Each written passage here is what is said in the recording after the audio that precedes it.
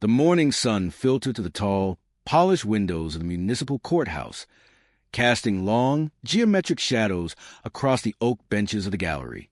There was a distinct hum of anticipation in the air, a collective murmur of ordinary people bringing their extraordinary grievances before the seat of justice. In this place, human drama was peeled back layer by layer until only the bare facts remained. The courtroom belonged to a world where truth was the ultimate currency, and the arbiter of that truth was a judge known for her razor-sharp wit, immense empathy, and an absolute intolerance for deception. The uniform of the court officer was immaculate as he stepped up to the microphone, his voice echoing with practiced authority through the spacious room. He called the courtroom to order, instructing everyone present to rise as the honorable judge made her entrance.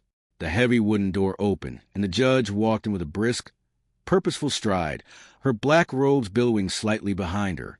She took her place behind the elevated bench, looking down at the gathered citizens with a gaze that had seen every imaginable human folly. She signaled for everyone to be seated, and the business of the day officially commenced. The officer announced case number 3049, featuring the matter of Casey versus Casey. The litigants stepped forward to their respective podiums. On one side stood Mary Grace Casey, a woman whose expression carried a mixture of weariness and quiet determination. On the other side stood Roderick Casey, her former husband, who maintained a stoic, defensive posture.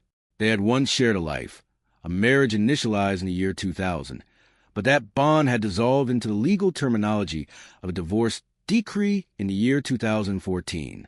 What remained between them was a long trail of shared history, 2 growing boys, and an ongoing dispute over financial obligations. The judge looked over her spectacles, reviewing the paperwork before her. She addressed Mary Grace, noting that the complaint involved a claim that the defendant owed money for certain expenses related to their older child. Mary Grace nodded firmly, confirming that this was indeed the core of her suit. She asserted that Roderick had explicitly agreed to cover these costs. Roderick, however, shook his head immediately. His position was clear and unyielding. He contended that he had never agreed to any additional expenses beyond what was legally mandated, and that his child support obligations for that specific child had reached their natural and legal conclusion. The judge sought to establish a clear timeline, a foundational map of facts upon which she could build her understanding of the case. She inquired about the children, learning that the former couple shared 2 sons, one currently aged 20 and the other aged 17. She verified that an outstanding support order still existed for the younger teenager, but the focus of this legal battle was entirely on the older son. Mary Grace explained that following their separation, which lasted for approximately 2 years, a formal support obligation of $600 a month for both boys was established during their divorce in the year 2014. This financial arrangement was intended to continue until each child reached the milestone age of 18. The tension in the narrative escalated as Mary Grace described the exact morning their eldest son turned 18. According to her, Roderick did not waste a single moment. On that very morning, he contacted the court system to terminate his support obligation for that child, fulfilling the letter of the law according to the divorce decree and promptly ceasing any further payments for his sustenance. The judge turned her attention to the present status of this 20-year-old young man. She asked what he was doing with his life, wanted to know if he was a productive member of society or a dependent lingering at home. Mary Grace revealed with a touch of pride that her son was currently employed as a manager at a local fitness facility. He was working full-time, a status he had achieved about 6 months prior, after balancing his employment with part-time schooling since his high school graduation. He continued to reside within the family home. The conversation then shifted to the specific financial demands at the heart of the lawsuit: car repairs and medical bills. The judge asked which of these liabilities had occurred first.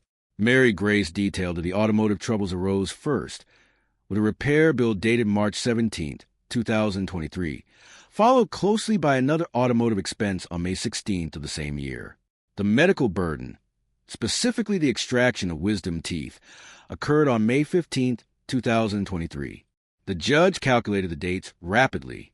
She pointed out that all 3 of these substantial bills were incurred during a period when the young man was working full-time and living under his mother's roof. This led to a crucial line of questioning regarding the domestic economy of Mary Grace's household. The judge asked point-blank whether the adult son paid rent. Mary Grace hesitated, offering an uncertain sound rather than a direct response. The judge cautioned her to be extremely careful with her words, repeating the question with greater emphasis. Mary Grace admitted that her son did not pay rent in the traditional sense, defending his situation by explaining that his wages were modest. He earned $9.98 an hour, which translated to roughly $600 every 2 weeks. She claimed that instead of rent, he contributed by purchasing groceries for the entire household. The judge openly expressed her skepticism, finding it difficult to believe that a young man earning such wages could absorb the food expenses for the whole family. She verified that Mary Grace worked full-time and that Roderick balanced the demands of 2 separate jobs. The judge then demanded to know the nature of the alleged contract between the former spouses. Since Roderick was under no further legal obligation to support his adult son under the original divorce decree, any liability would have to stem from a new, binding agreement. Mary Grace began to describe a period in October the year 2022 when Roderick was experiencing significant personal difficulties. Out of compassion, she had allowed him to move into her home and sleep on her couch until he could regain his financial footing. During this domestic arrangement, Mary Grace claimed she told Roderick that she would help him, but in return, he needed to assist her with the boys, specifically mentioning the upcoming need for their son's dental surgery. The judge stopped her, finding the narrative implausible. It was highly unlikely that in October 2022, Mary Grace had anticipated the exact dental work that occurred many months later in May of 2023. The judge delivered a vital lesson in contract law. Even if Roderick had muttered a vague promise to help out while resting on her couch, such an agreement was completely invalid in the eyes of the law. It was void for vagueness. For a contract to be enforceable, its terms must be specific, definite, and understood by both parties. A generalized promise to help does not constitute a legal obligation. If she had called him in May, presented a specific bill, and he had explicitly promised to pay that exact amount, that would be a different matter. But a vague conversation on a sofa did not create a debt. Mary Grace grew defensive, insisting that she still required assistance, and that even Roderick's mother was fully aware of the situation. The judge made it clear that the awareness of a third party, even a grandmother, did not alter the legal reality. Mary Grace then tried to shift her story, claiming that she always communicated with Roderick through his mother because he refused to take her direct phone calls. She claimed she told the grandmother the amount of the bill, and that Roderick later called her directly to promise payment. The judge, possessing a keen sense for inconsistencies, openly stated that she did not believe the sudden revision of the story. If Mary Grace did not speak to Roderick directly, it made no sense that he would suddenly call her to assume a large debt. To resolve the matter, the judge looked past the litigants and noticed an elderly woman sitting quietly in the gallery. She asked the woman to stand and state her name for the record. The woman complied, identifying herself as a mother of the defendant. The grandmother's presence transformed the entire atmosphere of the courtroom. When asked if she remembered the phone call regarding the dental bill for the wisdom teeth extraction in May, she answered without hesitation. She remembered it perfectly because she was the one who had actually paid the bill. She had accompanied her grandson to the orthodontist, witnessed the extraction, paid the full amount of approximately $2,300 directly to provider, and driven the young man home safely. A profound silence fell over the room as the deception was laid bare. The judge turned back to Mary Grace, demanding to know why she was suing her ex-husband for a bill that his mother had already paid in full. Mary Grace attempted to justify her actions by claiming she owed that money back to grandmother, launching into a convoluted explanation about a vast web of informal debts stretching back to the divorce, claiming the grandmother owed her over $100,000 for extra expenses accumulated over the years. The judge had heard enough. She announced that she was dismissing the case entirely, expressing her deep disappointment in Mary Grace's lack of candor. Mary Grace had clearly been caught off guard by the grandmother's physical presence in the courtroom. If Mary Grace had been truthful from the beginning, she would have stated immediately that the dental bills had been taken care of by her former mother-in-law, rather than attempting to collect that sum from her ex-husband. The judge acknowledged the grandmother with deep respect. It was evident that since the divorce in 2014, this dedicated grandmother had stepped forward to provide an extraordinary amount of financial and emotional support for her grandchildren, contributing far more than what the legal system had required of her son. She had done so out of pure love for her family, without ever seeking legal retribution or repayment. The judge instructed Mary Grace to say thank you and goodbye, officially dismissing the case. As the parties exited, the judge and her officers shared a brief moment of reflection. They spoke of the grandmother's remarkable character, noting how she had quietly contributed over $100,000 over the years to ensure her grandsons had everything they needed. While the plaintiff's motivations appear to be an unfortunate financial grab rooted in lingering marital resentment, the true heart of the story was the enduring, quiet benevolence of a grandmother who anchored her family through stormy seas. The courtroom doors cycled open and closed, preparing for the next chapter of human experience. The officer stepped forward once more, calling case number 3052 into the record. This dispute involved Poopy Jessup versus Tabitha Thomas. The claim involved a complex web of grievances, including medical expenses, an alleged false eviction, and significant emotional distress arising from a roommate arrangement gone wrong. Poopy Jessup took her place at the podium, presenting herself as a young woman who had been deeply wronged. The judge began the inquiry, establishing how the two women had come to share a living space. Poopy explained that she had been searching for a stable place to live when she crossed paths with Tabitha. The two women were co-workers at a high-end luxury fitness facility known as High Mat. Recognizing a mutual opportunity, Tabitha offered to rent a room in her apartment to Poopy.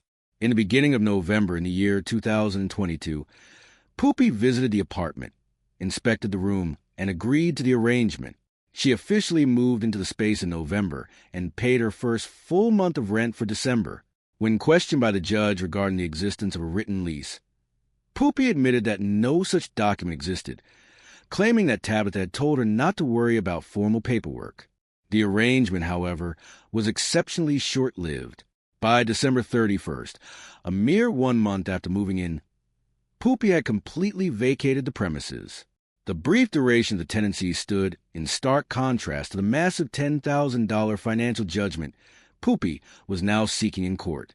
The judge sought to cut through the grand claims of emotional trauma and false eviction to focus on a single tangible incident that had derailed the living arrangement, an encounter with Tabitha's dog. Poopy asserted that on December 9, 2022, she was in her room participating in a crucial digital video meeting with her university professor. While she was focused on her academic responsibilities, the other roommate who shared the living quarters entered the room, accompanied by Tabitha's dog, which was described as a golden retriever and terrier mix.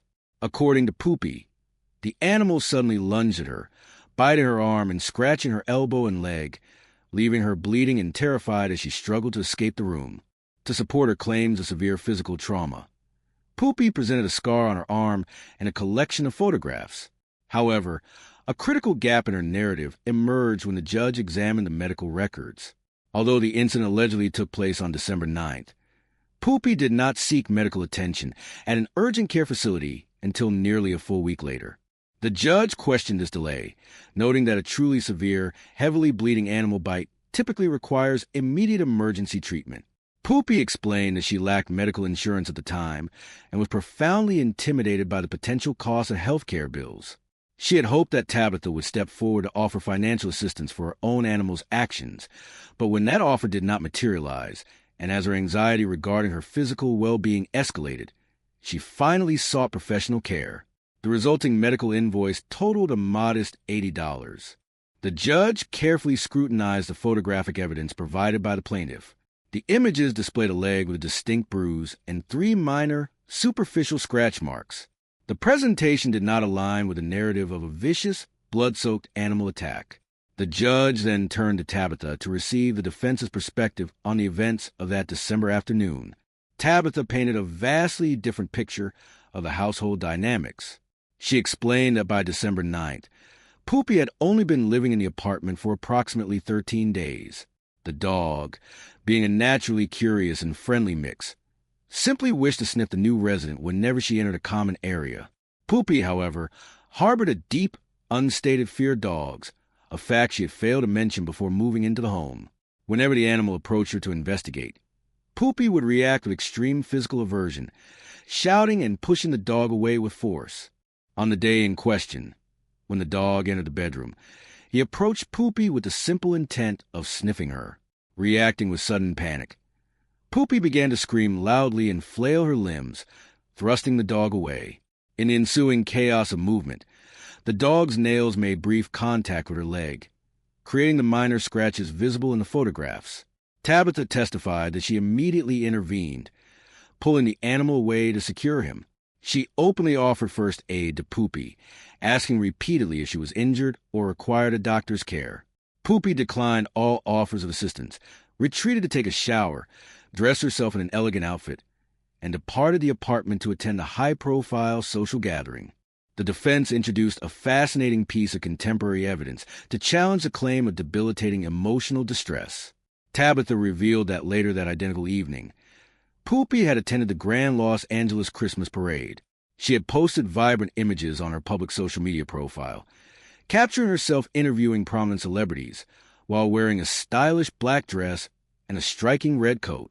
The image of a severely traumatized, physically injured victim was entirely incompatible with the reality of a young woman joyfully participating in a festive public parade just hours after the event.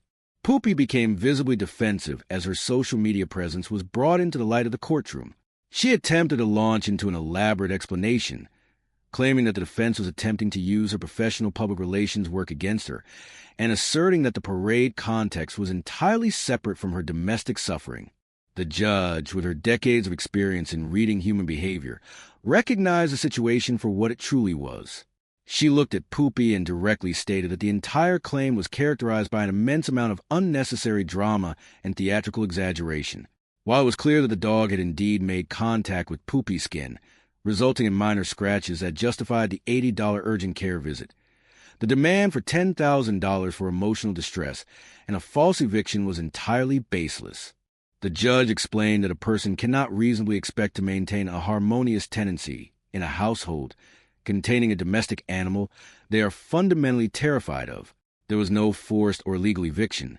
Rather, it was a mutual, common-sense recognition that the living arrangement was entirely incompatible. The legal system exists to compensate individuals for actual, verifiable losses, not to serve as a lottery for inflated grievances. The final judgment was delivered with swift, unassailable clarity. The judge awarded Poopy exactly $80 to cover precise costs of her medical treatment, denying every other aspect of her grand financial claim. The court was officially adjourned, bringing a definitive end to a year of lingering domestic conflict. As the courtroom emptied, the two former roommates expressed vastly different reactions to the outcome. Poopy remained disappointed, having walked into the Hall of Justice expecting a monumental financial windfall, only to be met with the sobering reality of a modest, fair compensation. Tabitha, on the other hand, expressed immense relief and gratitude. For a full year, the cloud of this massive lawsuit had hung over her life, her finances, and the reputation of her beloved family pet. She was overjoyed that a discerning court had looked past the theatricality to find a simple, peaceful truth. The day's proceedings offered profound reflection on the nature of human disputes. In both cases, individuals had entered the courtroom seeking to maximize their financial gain through omission, exaggeration, or the distortion of shared history. Yet, through the careful application of law, logic, and a deep understanding of human nature, the truth was systematically unveiled. The true victories of the day did not belong to those who sought a grand payout, but to the values of honesty, proportionality, and the quiet, enduring grace of those who simply do the right thing for the people they love. The heavy wooden doors of the courtroom closed slowly, ready to welcome the next sunrise and the endless, unfolding stories of human life.